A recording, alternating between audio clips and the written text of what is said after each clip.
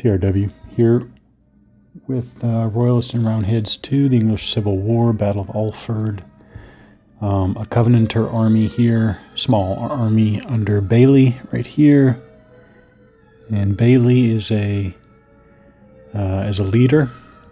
He has a command rating or command value of 2, command span of 4, and a combat bonus of +1.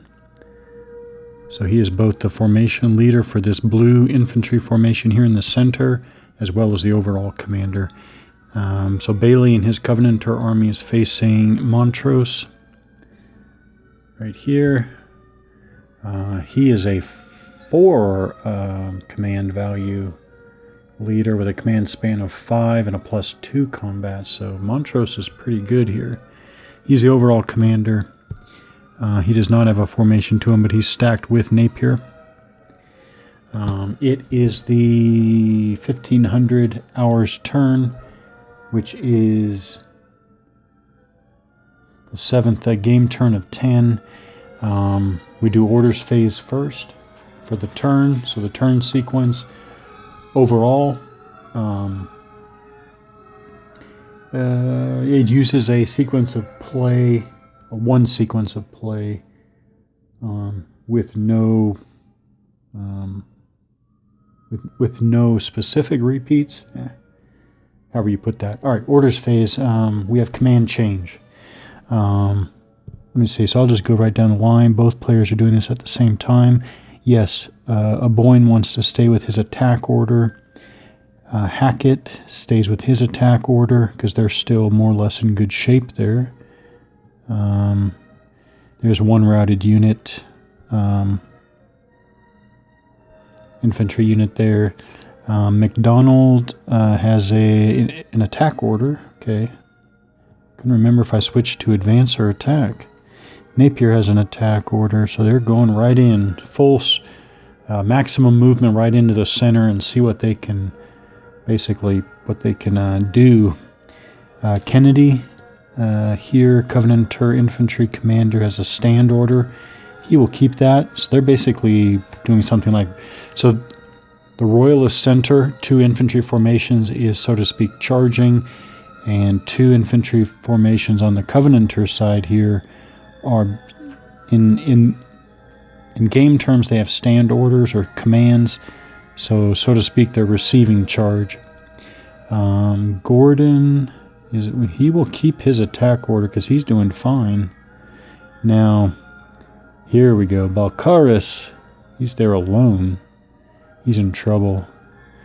Balcarras has this unit out of command and routed. And this one back here as well. Balcarras routed. Okay. So, for what it's worth, let's talk about the muster command for what it's worth. Although I think Balcarras is just going to get wiped out there. But let's talk about the muster command. During the command phase, that's what we're looking at here, the command phase right now, of any turn in which at least 2 combat units of a leader's force are either routed or destroyed. Right, so Balcarras, the first Balcarras unit here is routed, and the second Balcarras unit here is routed, not to mention the third one eliminated, so they definitely qualify for this. The command sheet of the leader may be changed to muster. No die roll is needed. So basically advance doesn't make any more sense. It's going to be changed to a muster order, which means what? See, there's muster. Muster is one of the 6 commands in the game.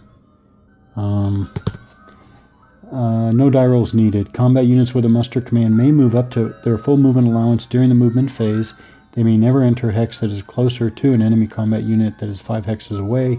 Muster units that begin a turn closer than 5 hexes to an enemy unit must move so that they are 5 hexes away at the end of the turn or more. Leaders with a muster command have their command span increased by 1 hex. Muster combat units receive no melee combat. So his command spans normally it's a printed 4. It's a printed 4 in the center there, but since he has a muster command, it'll be increased 1 to 5. Should be 1, 2, 3, 4, 5. So he can't even 2, 3, 4, 5. Can't even get to both of his routed units. So oh well. We'll still do that. Alright, so that is the command phase. Now we'll go to the first player movement phase. That is the Royalist side, Montrose's army. Is anybody out of command? So they're all there. They're fine, because this goes 1, 2, 3, 4. They're all there, and there. Nobody's out of command. Then we're going to move. Again, I want these guys to go full on into the enemy. So it's all the infantry here with movement allowance of 3. 3, 3. They all have 3. So they're going to go 1, 2, 3. Going to go 1, 2, 3. 1, 2, 3. 1, 2, 3. Napier. 1, 2, 3. 1, 2, 3. 1, 2, 3. That routed unit's not going to move farther away. He's fine. There, he's within the command span of 5 of the commander there, right there. A Boyne has a command span of 5. They will all stay where they're at. They keep duking it out on this flank. This side decision went to the Royalist side. Here we go. Now we go. These guys are going to march into the flank here. There's no reason to delay. So they're going to move into a leader alone in a hex that is entered by an enemy combat unit is flipped to its replacement side and has moved the nearest friendly combat unit under the leader's command. Alright, so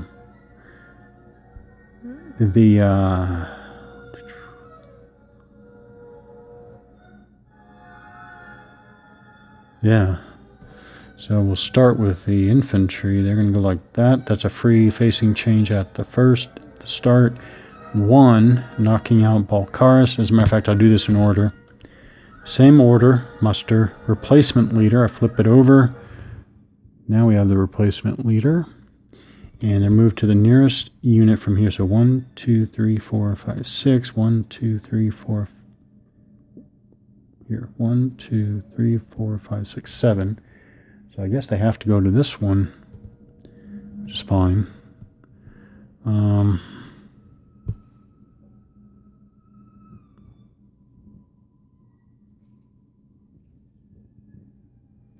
There. That was 1 and 2, 3 into the flank of the infantry there. And these guys, again, free change, and they go forward there.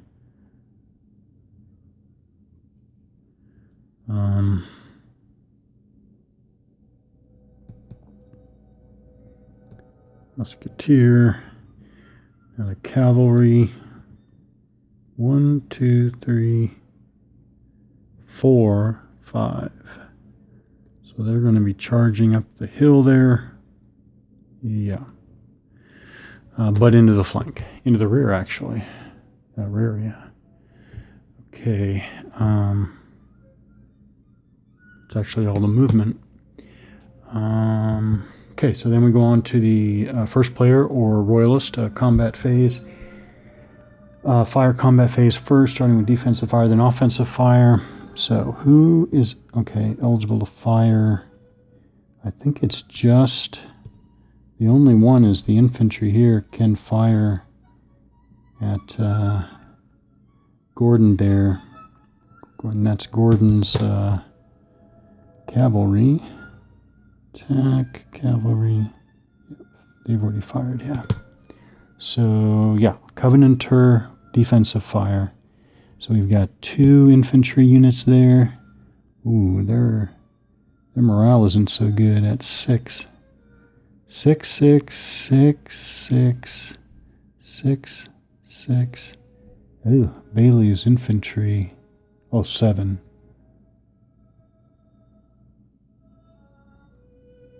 Yeah, 7. So the infantry he's stacked with are 7, but the rest of them are 6. So let's do, so this is infantry fire. infantry fire. Get my play. So infantry, they can fire at a range of 1 hex, but no modifier. Over here, infantry, if they get a 5, it's a morale check. If it's a 1, it's a 1-step loss. You only take 1 morale check no matter how many times you get that result.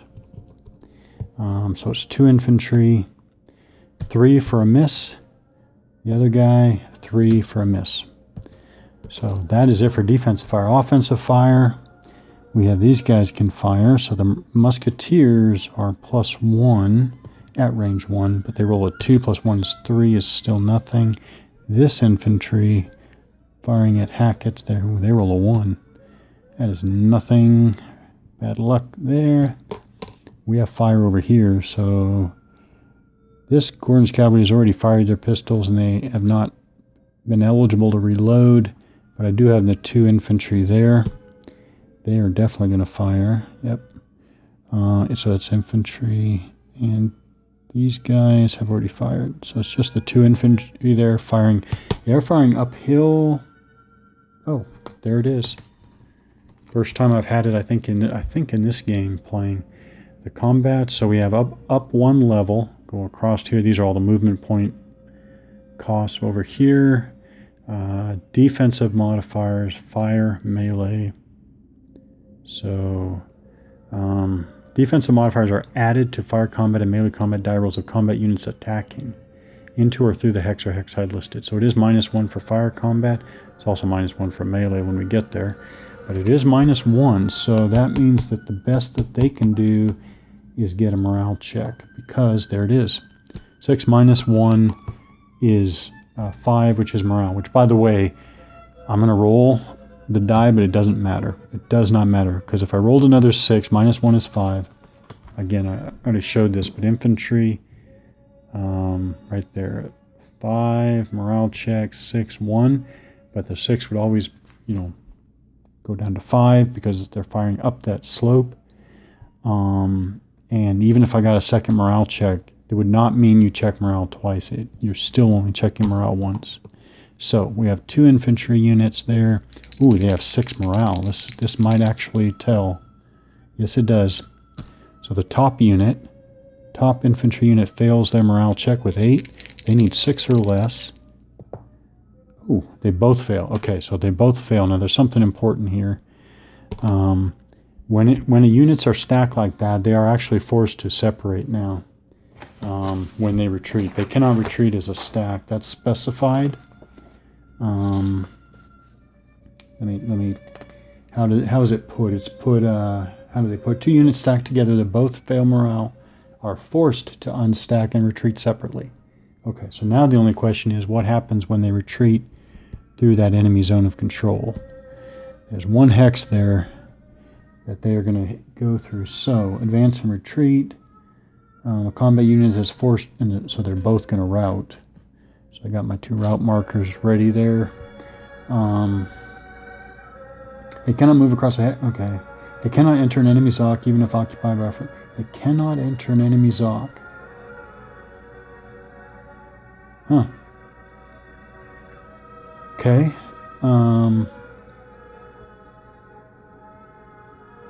It cannot enter an enemy ZOC.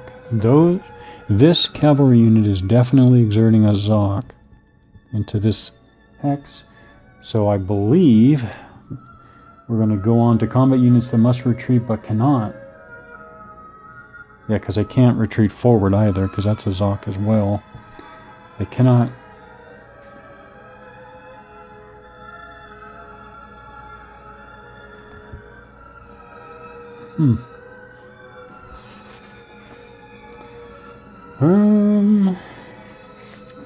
I never thought about. Stacking refers to having more than 1 combat unit in a hex at any given time. Stacking limits apply at all times during the turn. So it's not like they could even overstack going through the friendly units. So I think we go on to combat units that must retreat but cannot lose an additional step. Instead, a route marker is not placed on such units. Alright, I think that's what we do. So route markers are not going to be placed. Instead, oh yeah, just flip them over. Instead, they're going to take a step loss. And each one is going to take a step loss. So the top unit, step loss, and bottom unit, step loss. Again, that first step loss means they are down one step, but it doesn't change any values yet. Alright, so that was offensive fire. Yeah. Now we're going to go to melee. Let's see. Basically, procedure, attacker announces. So we're going to continue.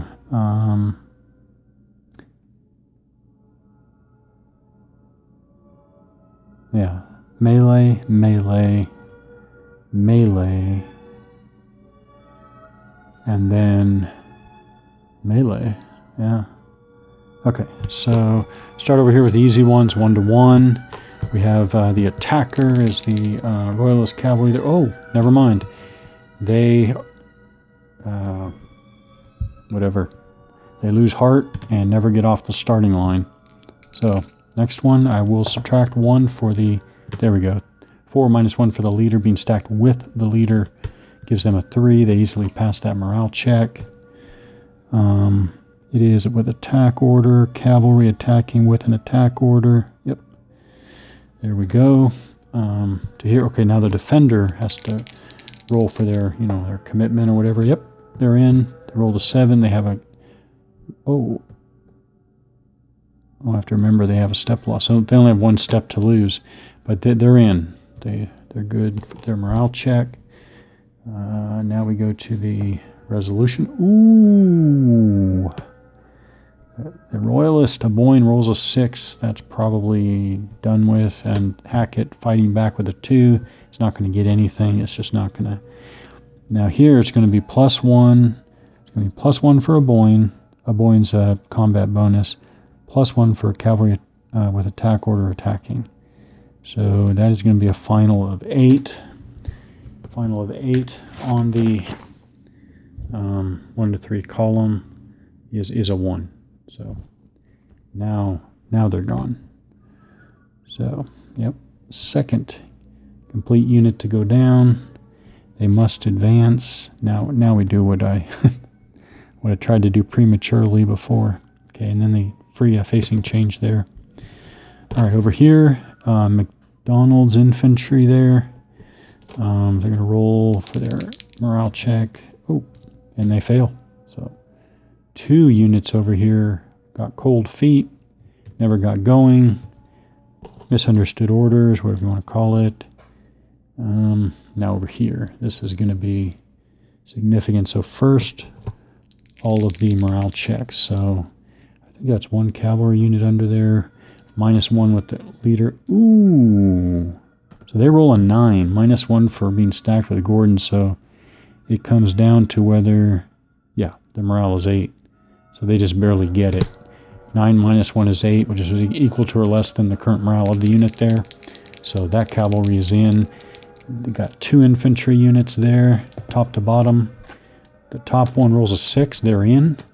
Bottom one rolls a 6, they're in. And then the 1 cavalry unit behind there has a morale of 8. They roll a 4, they are in. So all of Gordon's units over there are in. So we have the 2 infantry units, top to bottom, rolling to their... Oh, top one fails. That's not good. But the bottom one passes. So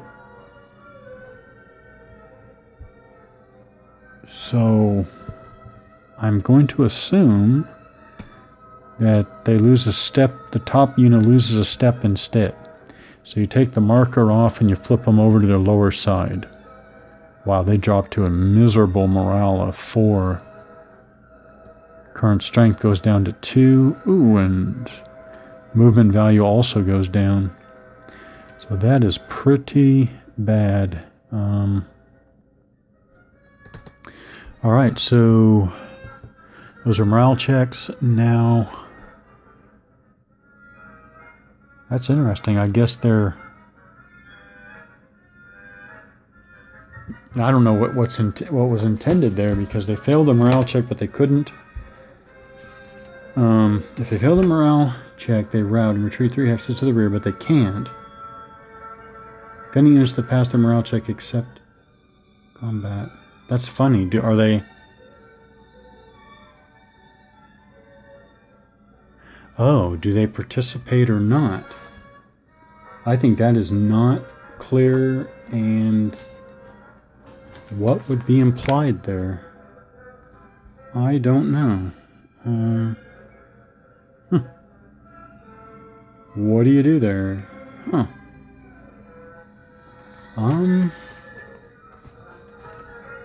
What would be... See, they still failed their morale test. They just weren't able to retreat. So I guess by that measure, they're not going to take part.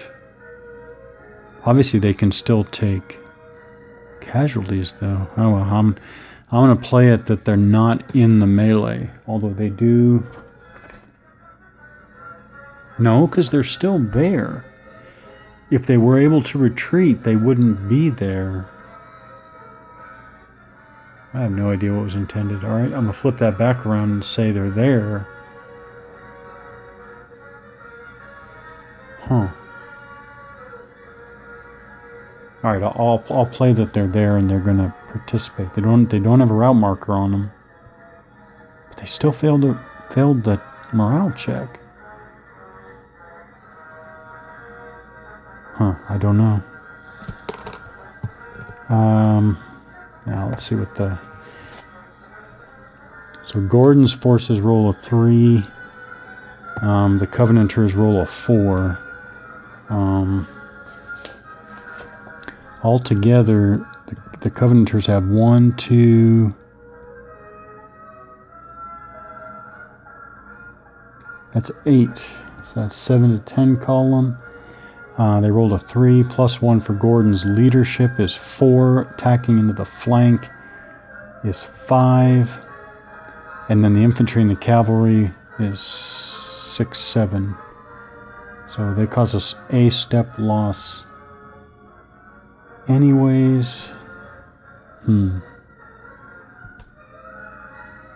And them fighting back, they do have a stand order.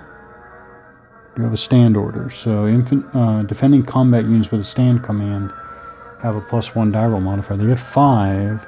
They have a strength of 4. That is a morale check. Okay, we'll play that. So the top unit here gets the step loss, but they have to pass morale checks anyways, top to bottom. Yeah, the top unit definitely completely fails. So they should take another... Oh, this might matter the order of how you do the checks, because actually that unit, for example, could run away from failing its morale check, in which case it would not be in the way. So it does matter the order here. So I got to slow down here. Both players total, each roll a die. Results are applied simultaneously. If both are required to retreat, the defender does so first.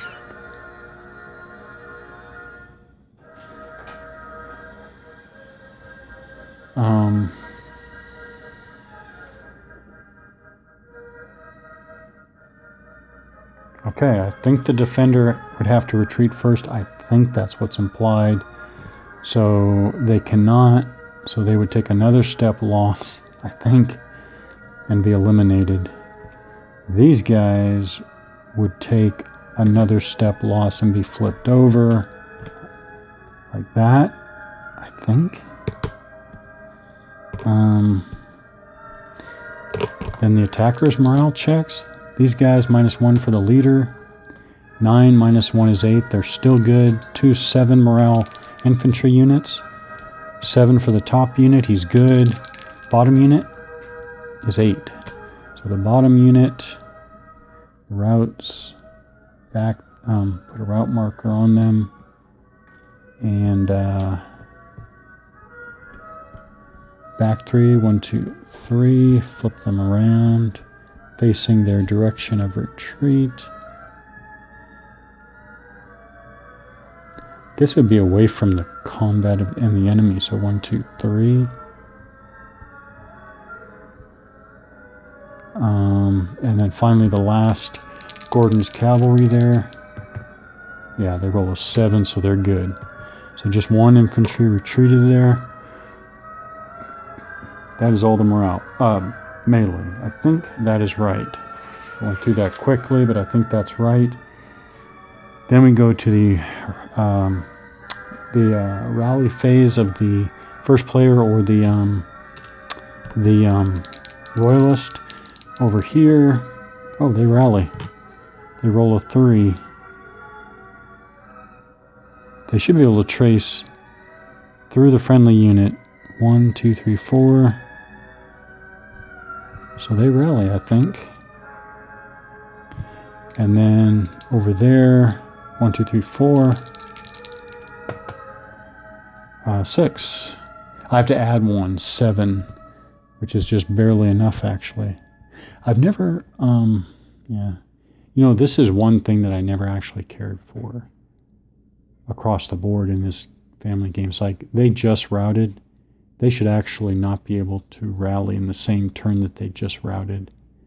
But again, I don't see anything in the rules that prevent it. So, I mean, they still moved away, it's true, but still, that's something about that just doesn't look right. But I can't say that it is not right.